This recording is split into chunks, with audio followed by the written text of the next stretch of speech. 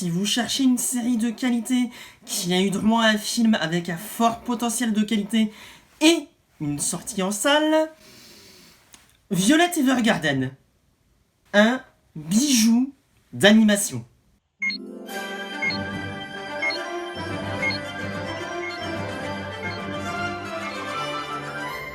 Hola Moussaillon, je suis le capitaine et je vous souhaite la bienvenue à bord. J'espère que vous êtes en forme et que vous n'avez pas le mal de mer, parce qu'aujourd'hui je vous propose un voyage pour la série d'animation Violet Evergarden. Et avant d'aller plus loin, je tiens à vous rassurer, il n'y aura pas de partie spoilers durant l'intégralité de cette traversée, donc vous pourrez rester jusqu'à sa finalité. On est bon? Ok. Personne n'était au courant de son existence. Cependant, les rares personnes qui la connaissaient disaient qu'elle était une arme. Alors, Violet Evergarden, de quoi ça parle? Eh bien, nous allons suivre l'histoire de Violette, une jeune femme qui a passé toute sa vie dans l'armée et la guerre. Yes, oui, la guerre! Et qui, suite à la fin d'un conflit, va devoir se réadapter à la vie civile en intégrant un poste de poupée de souvenirs, qui consiste principalement à écrire des lettres pour des personnes qui ne savent pas très bien écrire à d'autres personnes, et en retranscrivant au mieux leurs émotions. Et le petit problème, ou plutôt les petits problèmes pour notre Violette, c'est que non seulement elle a été blessée à la guerre, à savoir qu'elle n'a plus de bras ni de mains, qui ont été remplacés par des membres mécaniques, mais surtout, elle a quelques difficultés à cerner les émotions, ce qui est un chouïa handicapant pour ce genre de tâches. Et grosso modo, la dizaine d'épisodes que suit cette série va nous donner principalement une histoire par épisode, avec une personne qui veut écrire une lettre pour le compte d'une autre personne, et qui va devoir être rédigée par Violette. Je résume encore une fois, parce que c'est plus compliqué que ça, mais pour rester très vague dans le scénario, on va en rester là. Cette série a été à la base ce qu'on appelle dans le milieu un light novel, un roman avec quelques illustrations à l'intérieur, pour faire très résumé, au Japon. Pour le coup, une série de romans qui ont été écrits par Kana Akatsuki et illustrés par Akiko Takase. Commentaire à faire sur le nom d'une des personnes, monsieur Ancre? Non, capitaine. Bien. Il est également à noter aussi que pour l'adaptation animée de cette série, celle-ci a été réalisée par Taichi Ishidate. Mais j'ai rien dit, moi. Et si le nom ne vous dit rien, peut-être connaissez-vous son précédent travail, à savoir la série Beyond the Boundary, qu'à titre personnel, je ne connaissais pas avant d'avoir fait mes recherches pour ce voyage, mais au vu des quelques extraits que j'ai vus de cette série,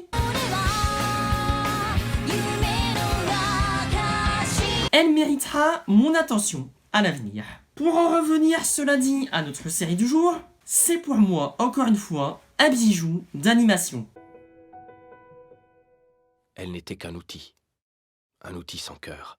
C'est simple, tout est parfait dans cette série. L'animation aux petits oignons, voilà ce que je recherche dans une animation aujourd'hui, que ce soit en série ou en film.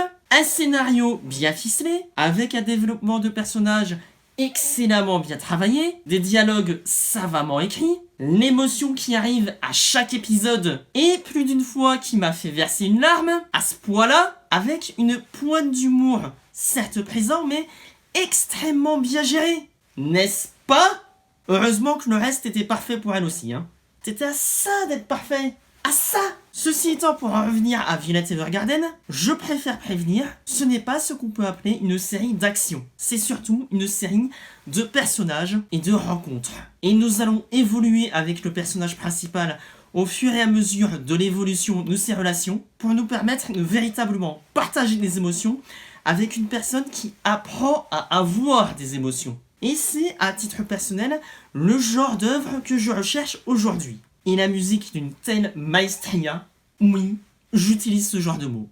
Quand ça me touche, je n'hésite pas.